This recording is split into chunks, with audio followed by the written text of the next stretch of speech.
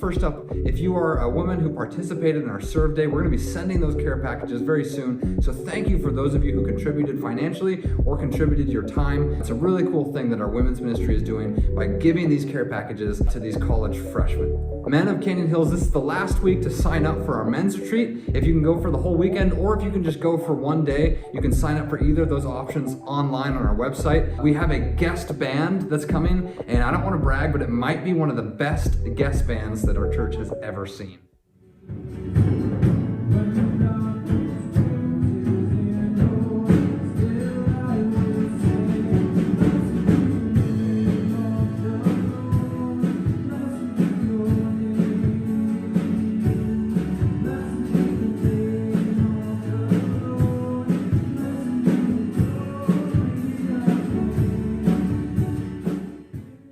Really just top level musicianship that will be on display at the men's retreat.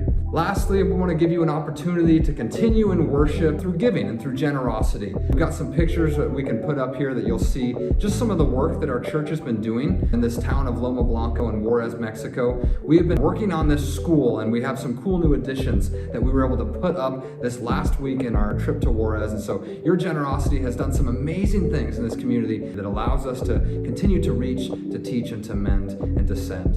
And now to continue with our First King series is Pastor Carlos. Yeah. Well, good morning, Canyon Hills. A little thing about that band, Micah came up with a great idea that everybody was going to learn an instrument. Can you believe that Wesley learned bass in one day? That's no joke. If you guys ever want to take lessons with Pastor David, he's really good at teaching you at least 3 chords so that you can play a song. So it's pretty amazing, and you guys should take him up on that. Well, I'm so excited that you guys are joining us online. I'm excited that you're here because I'm really getting into this book of Kings because it's actually speaking into my heart. It's convicting me. And I'm praying that if you're sticking with your devotionals and you're sticking with God's word in 1 Kings, I still believe that God is going to speak to you personally, because we've reached that part in the book of 1 Kings where we're finding ourselves right in the middle. And I believe that King Solomon is finding himself in a fork in the road where he has to decide whom he will serve. But here's the kicker to it. I don't think he realizes it. I don't think he sees everything that's ahead of him and the choices that he has to make. Because instead, Solomon goes and he searches, and I say that because when you read the book of Ecclesiastes, which was written by King Solomon, and you dive into the book of Ecclesiastes, you find that Solomon had so much knowledge at this point. He had so much wealth. This is just my opinion, that I believe he starts to get bored. He feels invincible. He feels untouchable. And if you know anything about the book of Ecclesiastes, Solomon becomes a philosopher, a kohelet, which is the Hebrew word that it uses. He experiments with life, and he got into every conceivable thing. But here it is. He does that because he wants to find the meaning of life. And so he writes things like meaningless. Everything is vanity. And he says, people die, rich people die, poor people die, young people die, old people die, my dog died. He just says everybody dies, and it's almost like this really sad country song. In my opinion, I mean, that whole book, if you read it, is a real downer until you get to the end where Solomon actually points us to wisdom. And he says at the end to a young audience, and he says, remember your Creator in the days of your youth. The translation, or in my words, just get right with God, is really the intent or the book of Ecclesiastes. And I find myself in a fork in the road in this chapter, in these next 2 chapters, because we're going to see a transition in Solomon's character as we get into chapter 11 and 12. I'm going to cover the end of chapter 9. You should have received an email that invited you to read along, and I'm going to cover all of chapter 10. So the first 11 chapters is all about the king's splendor and this kingdom that he has, and it's all united and all this land that he controls. And then when we get to chapter 12, that transitions, and now it's going to be the divided kingdom. You have 10 tribes up in the north, 2 tribes up in the south, and it's going to stay like that until they go into captivity, and it'll never, up until today, will ever be the same for Israel. But at this point, as we read right now, Solomon is king, everything is awesome, and if you live in Israel at that time, you were strong economically, the borders are expanding, they are protected, they are secure, and Solomon starts to commit some very grave mistakes starting now. And by the time we get into chapter 10, we start seeing these glaring problems in really Solomon's personal character. And as we get into the end of chapter 9 and verse 10, I want you to ask yourselves, I'm always asking you to look at Scripture for the day. You can look at it from different perspectives, but today I want you to look at it from where did Solomon go wrong? As we go through this, I want you to ask yourself, where did Solomon go wrong? He had all these great things happening. It's about to transition. We're in the fork in the road. Where did he go wrong? And more importantly, how does that pertain to you? How does that pertain to me? How does that pertain to this church? Because last week, Pastor Chase shared a warning that Solomon received in chapter 9. God appears to Solomon. Think about the implication of that, okay? God just appeared to you, and this is what he tells them, just to recap. If you or your descendants turn away from me and do not observe the commands and decrees I have given you and go off and serve other gods and worship them, I will cut you off. It is the same warning that Solomon receives in chapter 1. I remember that because I went over that with you. So God by now has told Solomon several times. And folks, these books are written for our edification. It is the same thing that he is telling us today. That you and I walk faithfully with integrity of heart, with uprightness, as David our father did. This is what he's telling Solomon. And do that all I commanded you, and observe my decrees and my laws. I will establish your royal throne, Solomon, over Israel forever. So Solomon finds himself in a fork in the road. But again, I don't believe he realizes it because he just keeps doing the things that God warned him about. And I don't want to be too hard on Solomon this morning because obviously I'm reading about it. I have the benefit of looking at hindsight, but I don't want to be too hard on him because I think of all the times that I know the right thing to do and I go on and do the complete opposite. And there's something in there for us because I start to think about myself and I start to think like, what is it in me? What is in me that makes me do that? Think about it. Solomon has literally heard a second time directly from God at the city of Gibeon, it says, where he tells them, okay, chapter 9, verse 10 and 11, he just appears to him and speaks to him, and it says that at the end of 20 years pass by, during which Solomon built these two buildings, the temple of the Lord and the royal palace. We've talked about how grandiose those were. And then, this is the first thing that he does. King Solomon gives 20 towns in Galilee to the Hiram, king of Tyre, because he had supplied him with all the cedar and juniper and gold that he wanted. Think of the implications of that.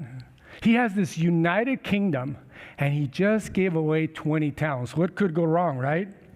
Do you guys remember what God told Abraham in the Old Testament when he says, hey, you're going to leave your place and go to a land that I will show you?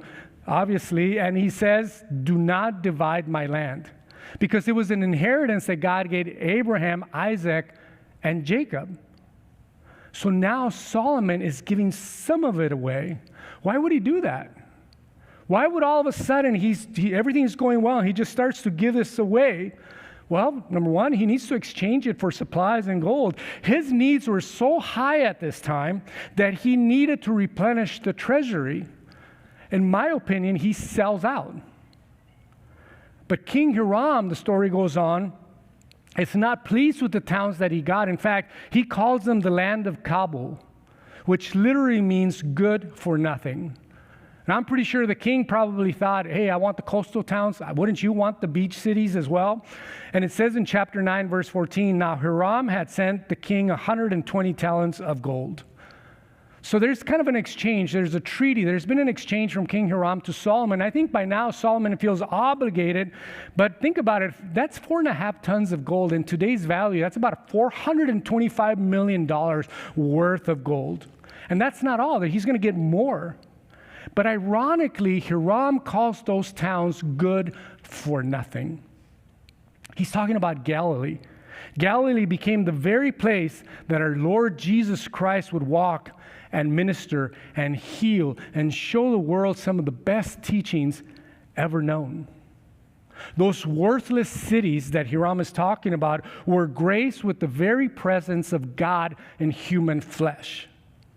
Which reminds me, and this is so important for me, reminds me that the very presence of Jesus changes the value of anything. So think of that the next time you're struggling with self-worth.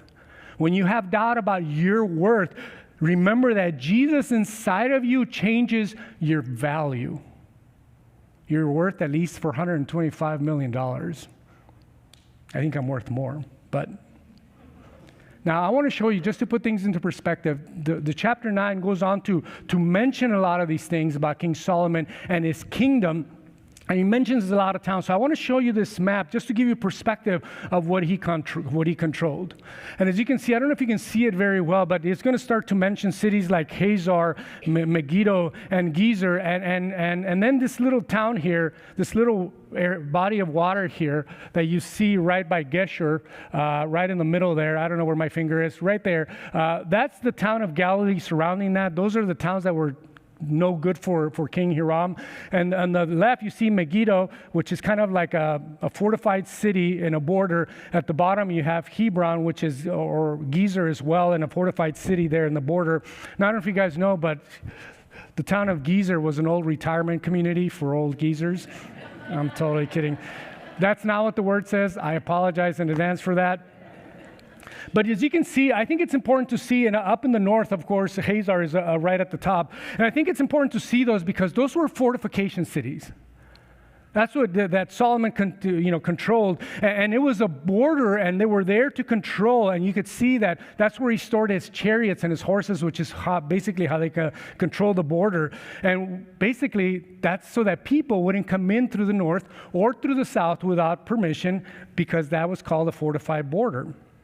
Because if you have a border and then you don't secure the border, do you really have a border? These are lessons that we are learning in 1 Kings, the book of Solomon, okay? This is what we're teaching. And Solomon knew that. So he built those towns to fortify and stored those chariots and those horses there. So Solomon fortifies these cities and he gives away some to King Hiram. Again, what could possibly go wrong? Well, I think at this point we're starting to see Solomon get distracted. But what do we know is that as he gets distracted, his head and his heart is not right with God. And I say that because it's easy to see that in the next chapters, because Solomon just has so much on his plate. Think about it. He has so much to oversee, and he starts to build more and multiply more, and he just builds these castles and these temples, and he has so much wisdom at his disposal that he starts to get distracted. And I think it's the same thing with us. You and I have a lot going on in our plate. I mean, I just think of me, and I just think of there's church, that's work for me. For you, it's your work. It is your relationship at home. It is your kids, and maybe you're a student, and maybe you don't know where you're heading. There's so many things in front of us, and then you add the, festivities, all the things we want to accomplish, holidays, and then, should I say it, this upcoming election that is kind of weighing heavy in people's hearts, and it's enough to make us want to scream. But that is what we do. And if we're not careful, we too will be distracted. Distracted from what? Our first love. If you guys remember what God tells the church in Ephesus in the book of Revelations. And listen carefully. This is what he tells that church. He says, you guys are doing some amazing things. But I have this against you. You have forsaken the love that you had at first. Consider how far you have fallen. Repent and do the things that you did at first. And if you do not repent, I will come to you and remove your lampstand from its place. It sounds like Solomon has forsaken his first love.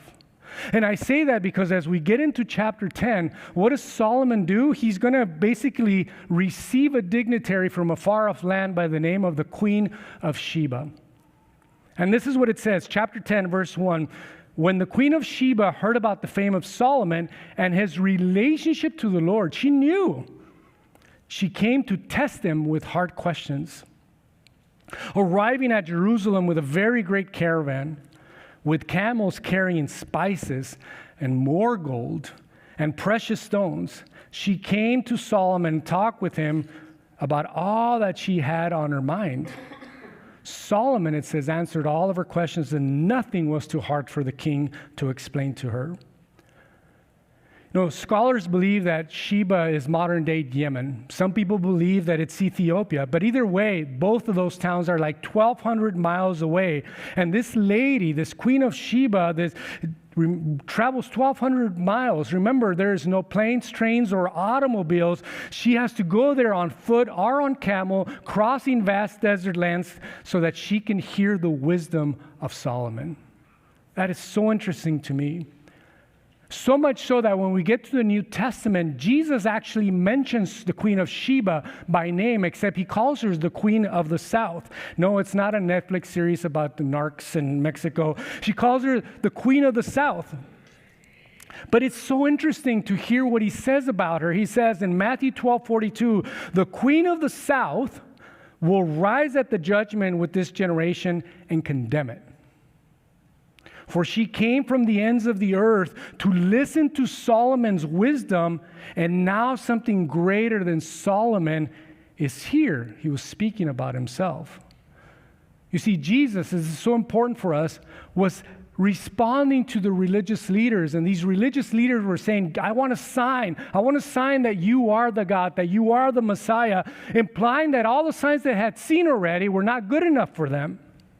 And now Jesus is answering these religious leaders that even the Queen of Sheba, the Queen of the South, was willing to travel that far, remember, it's about 1,200 miles, to hear Solomon's wisdom. And the reason that she's going to rise up and condemn it is because she's going to be used as a measuring stick. She's going to be used to compare us to her to see how far we're willing to go to hear the wisdom of Jesus. Except for the religious leaders, he was right in front of them, which means that they rejected him. The lesson for us is, how far are we willing to go to hear from God? Or better yet, are we willing to seek God's wisdom because he is right here, right now, ready to speak to you?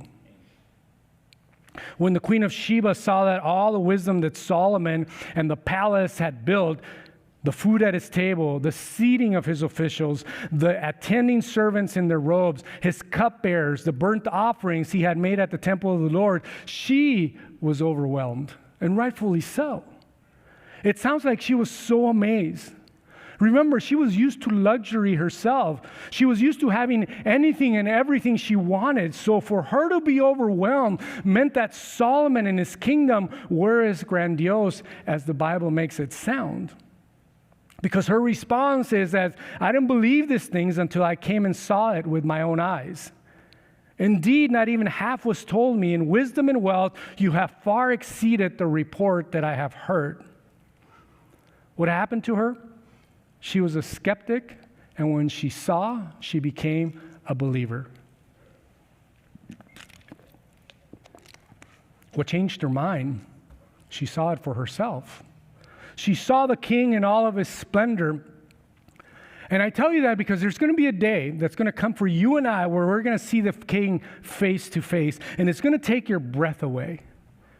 When you see the King of Kings in his throne, in his glory, and with all of his grace, and this is what the Apostle Paul said about that moment, that no eye has heard, no ear has heard, nor has it entered into the heart of men the things that God has prepared for them that love him. We just have a snippet. But one day you get to see it face to face. Do you believe that? And when you do, and you see his face, and you hear his word, you too are going to be in awe, you too are going to be amazed, and you are going to be overwhelmed. The rest of chapter 10 is very similar to the rest of the chapters. The Queen of Sheba gives Solomon a lot more gold. It talks about all of Solomon's splendor as if he doesn't have enough. It says in verse 10 that she gave the king 120 talents of gold. Remember, Hiram already gave him about that much. Gave him large quantities of spices and precious stones. But don't you guys think that's part of the issue? Solomon's already wealthy. He has buildings. He has all the gold he could possibly have. He has all the silver. He has all the chariots. That's a big deal to have chariots and horses back then, because that's how you went to war. That's how you protected your nation. He has wives. Anything in his heart that he desired. And not enough of that, he multiplies everything and works to continue to multiply all of those things. Chapter 10 closes by talking about Solomon's splendor, and it says that he accumulated chariots and horses, that the king made silver as common as Jerusalem as stones, that he had plenty, cedars of plentiful as sycamore fig trees in the foothills, that Solomon's horses were imported from Egypt, and that they imported chariots from Egypt as well. So how does the wisest, most powerful, richest man in the world go from a united kingdom to a divided kingdom? And again, the thing that I want to wrestle with for myself, and hopefully for you as well, what was in him that caused him to ignore God's warnings? Again, it just keeps baffling me that he heard directly from God. And I think there's something there for us to ponder, because we too can hear directly from God. We have the benefit of his commands found in his word. These last two chapters that we just read gives us a glimpse into Solomon's priorities and we get to see all of the distractions. For him, it was to acquire more of everything. And it sounds like he can't really help himself. And I'm taking a complete liberty here, but it's almost like he's just showing off at this point. He's meeting all these dignitaries. Come hear me out. Look at what I have to offer. And people were seeking him out. It's almost like he's more of a celebrity now. And it came at a price to the people because he had to tax them. He had to burden them. And it'll be the straw that breaks the nation's back. Is it sounding a little familiar for us? Solomon is the one that is going to be responsible for introducing idolatry into the nation. Stay tuned for next week. He's going to marry so many different wives from different places that he's going to want to please them, build altars for them, and it'll be the last straw. And it'll cause division. And God is not going to be happy, because when you introduce idolatry into your life, that is probably one of the worst things you can do for our God, who is a jealous God. What happened to him? Well, let me recap for you, because we've gone through this several times now. But let me tell you what it says in Deuteronomy chapter 17. When you go way back, way before this time right here, where God comes to the Israelites and he tells them, you're going to ask for a king. I don't want you to have a king, but when you ask for a king, this is what the king should do. The king, moreover, verse 16, must not acquire great numbers of horses for himself, or make the people return to Egypt to get more of them. For I, the Lord, have told you, you are not to go back that way again. Those of you that have a past, and God is telling you, don't go back to that past. This is why. We just read in chapter 10 that they just imported all these chariots and all these horses from Egypt, this very same place that God told them not to go back to. So that's strike one for Solomon. He must not take many wives, or his heart will be led astray. He must not accumulate large amounts of silver and gold. Next week, you're going to hear more about that. That's going to be strike two. And then we just read all of the gold and all of the silver that he accumulated up until this point. That is strike three. Solomon, you are out. What happened? You got distracted. He started to look at life. Listen, he started to look at life from his own lenses, from his own perspective. He started to look at life from his own wisdom, because he was the man. Remember, he thought he was the man. He started to look at life the way he wanted things to be in life. You know, I was talking to Pastor Nick. He's the new pastor here. And one of the great things about kind of being here on staff is that we kind of talk with each other about these things. We're like, what do you think about this? What do you think he was thinking? And we all kind of just share with one another. Sometimes I pick Nick. Sometimes, you hear Pastor Chase talk to Josh, and we just kind of share stories. And he tells me, I was telling him about Solomon in this case, it kind of reminds me of when we watch movies with 3D glasses. And I started to think of the last time that I got to see a show with 3D glasses on. And I remember it vividly because it wasn't too long ago. I was at Legoland with my grandkids. And they have this show where you put on these glasses, and you know what happens. You start to see things like 3D, and they think they're going to hit you, and it's kind of scary sometimes, and you're just kind of in awe the whole time. And I think that's what happened to Solomon. He had his own perspective. We watched the show. One of the youngest ones couldn't take the glasses. One of the youngest ones didn't like the feeling. She got a little scared, so she takes the glasses off. And it is the same thing that I did. I took them off because I just in solidarity with her. I didn't want her to just feel alone. And I'm watching this, and there's nothing in it for me. First of all, it's really blurry. Second of all, it's not exactly what the Creator intended me to experience without those glasses. You know, it was so blurry, and it seemed like the creator of the show intended something different for it when you take those glasses off. And again, I go back to Solomon. I think that's what happened to him. He had his own lenses on and not the creator's lenses on. He saw things from his own perspective and not the creator's perspective. The Creator had told him to watch out for wealth, horses, and women, but Solomon took those lenses off, and things were blurry, and he didn't want to see things from that perspective. And that's so important for us, especially right now. Right now for you and I. Because I've been having some conversations, and we all know there's this huge elephant in the room that we don't really want to talk about, but we have this big election that is coming up. And I believe that it is weighing heavy in people's hearts. And we don't talk about it because we're in fear of getting judged. We're in fear of maybe causing arguments or problems. But I think we can all agree, at a minimum, that there's a lot at stake in this upcoming election. And I know you guys are already getting a little uncomfortable. What is he going to say? This is what I'm going to say. I want you to contemplate all of the issues and all of the candidates based on this. In other words, what lenses do you have on? Is it your own perspective? Is it the pundits? Is it the reels? Is it whatever sound bites you're hearing? Is it conversation with somebody else where you guys both agree that the other side is crazy? Is it your own wisdom, your own opinions, your own perspective, your own understanding? Or is it the Creator's?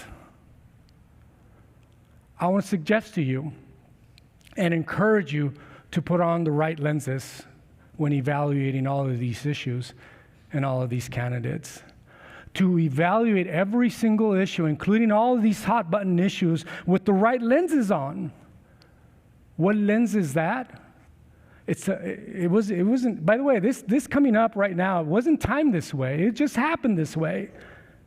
I want to encourage you to read on into Deuteronomy. Remember that chapter where God tells the Israelites, the king shouldn't do this. It actually goes on and says what the issue was for Solomon, because in verse 18 and 20 of chapter 17 in Deuteronomy, it goes on to say that when he takes the throne of his kingdom, in this case Solomon, he is to write for himself on a scroll a copy of this law taken from that of the Levitical priest.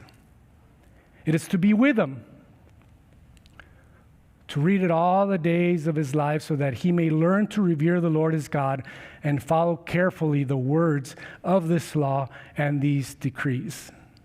And not to consider himself better than his fellow Israelites and turn from the law to the right or to the left. In other words, don't think that you have a better idea than what's written in here. Solomon got distracted. He forgot his first love. He was no longer following carefully all the words of the law and God's decrees. And all I'm saying to you this morning is don't let that happen to us. Evaluate everything based on his word. Folks, every issue is in here. Every single one of them. I took a list of the top issues that we're facing according to, the research. Number one issue, economy. Second, immigration. Third, abortion, foreign policy, LGBTQ plus rights, race and social justice. Every single one of them is found in this book. Every single one of them. The question is, do we know the book? The question is, do we read it? Are we willing to just open it up and study what it has to say about each subject if it's important to us? I was coming back from Mexico this last week. And I don't know if you guys know, but I'm a Dallas Cowboys fan. Don't hold it against me. And my team was getting routed By the time I got to the airport and met the guys, they were like, hey, what happened to the Dallas Cowboys? Blah, blah, blah, blah, blah. Josh, leave that picture up. And it struck me that in a football game, there's two teams. They're opposing each other all the time. There's fans that are rooting for one team on one side, and on the other side, there's fans that are rooting for the other team on the other side. These two teams are trying to destroy one another. Why? That is the way the game is designed. But there's a third team on the field. It is the team of officials, the team of referees. Their job is to have a rule book, know the rules, and make calls based on that rule book. What I'm asking you to do today is to commit to read the rule book and be the officials on the teams. Let everybody else fight it out. You know that in this country, we are a nation of the people, by the people, and if we want to offer our conservative religious views on the way we vote, then why wouldn't we be able to do that? Know the rule book and vote accordingly. Because by the time that we get into chapter 11, I'm going to call the band up as they come up, and as you guys get a little more angsty about what I'm about to say, that's about it. You guys can relax now. When we get into chapter 11, this is what it says. Solomon did evil in the eyes of the Lord. I'm holding on to the Bible a lot today. I want you guys to do the same. Just grasp it in your hands. It brings me comfort. That's why I'm holding it. It says that Solomon did evil in the eyes of the Lord. He did not follow the Lord completely. Solomon is the same guy that writes Proverbs 9:10. The fear of the Lord is the beginning of wisdom, and knowledge of the Holy One is understanding. And it is precisely here that Solomon failed.